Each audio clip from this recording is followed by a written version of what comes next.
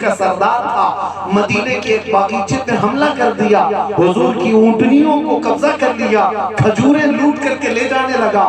مدینے میں کوئی دیکھا نہیں، ایک ہی صحابی نے دیکھا، سلمہ بن اکوع، لیکن انہوں نے شور نہیں مچایا، ہلہ نہیں مچایا، کہا میں اکیلا ہوں، رات کا وقت ہے، دوڑا دوں ان کو، اور دوڑایا۔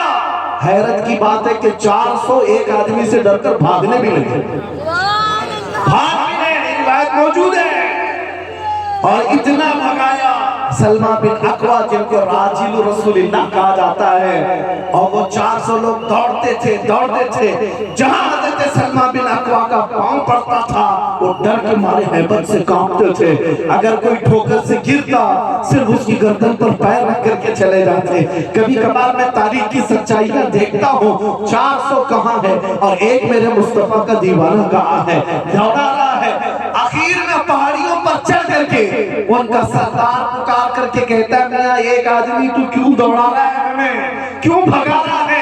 سلمہ بن اکوع نے کہا، جب تک تمہاری جھولیوں میں مدینے کی ایک کھجور بھی باقی رہے گی میں تمہارا پیچھا نہیں چھوڑنے والا۔ عبد الرحمن قارہ کا جو شخص تھا اس نے اپنے سپاہیوں سے کہا، میاں اس کو دے دو سارا لوٹا ہوا مال، چھوڑ دو ان کی اونٹنیاں، کھجوریں پھینک دو۔ سب پھینک دیا اور اپنی جانیں بچا کر جتنے تھے وہ بھاگ کر چلے گئے۔ ایک آدمی ہے لوٹی ہوئی کھجوروں کو واپس لے کر کے مدینے کی طرف خرامہ آ رہا ہے۔ میرے آقا نے پوچھا کہاں سے آ رہے ہو؟ کہا ان 400 کو تنہا بھگا کر کے آ رہا ہوں۔ اعلیٰ حضرت نے لکھا ہے اس سلمہ بن اکوع کو یہ طاقت پر یقین کس بات کا تھا؟ سلمہ بن اکوع کہتے ہیں مجھے اس بات سے بے خوفی اور بے باکی تھی، میں نے اپنا ہاتھ خود رسول اللہ کے ہاتھ میں دیا۔ کیا بات ہے، زندہ باد۔ جب یہ نسبت اپنے پاس ہے تو خوف نکل جاتا ہے، ڈر نکل جاتا ہے۔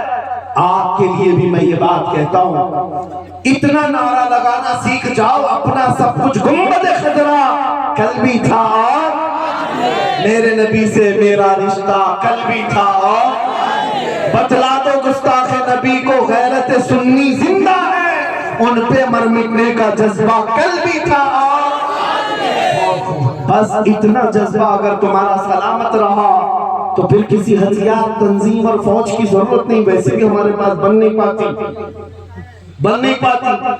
میں نے بعض چیزوں کے مطالعے میں دیکھا ہے 100 سال پہلے سے کچھ یہاں پر تنظیمیں کام کر رہی ہیں، سنگٹن، اور صرف یہی منصوبے، ادھر سے تباہ کرنا ادھر سے تباہ کرنا، 100 سال لگ گئے۔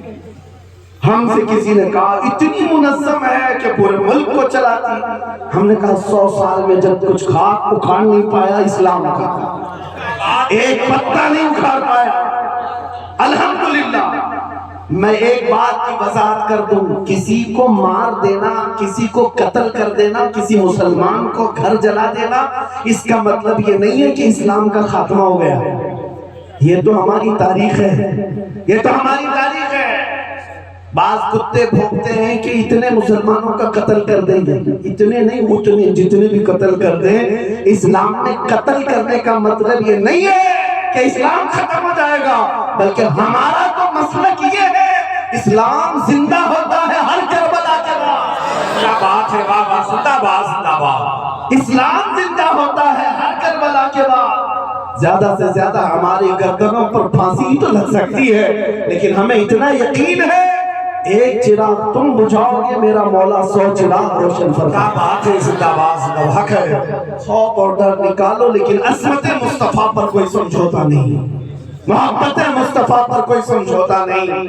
آ جاؤ اس دین میں جس نے میرے آقا نے تمہیں دعوت دی ہے، اس سے زیادہ سکون کسی میں نہیں، اس سے زیادہ عزت بھی کسی میں نہیں ہے۔ نبی پاک کے قدموں سے وابستہ ہو کر ہم نے محسوس کیا ہے۔ میں آپ کے علاقے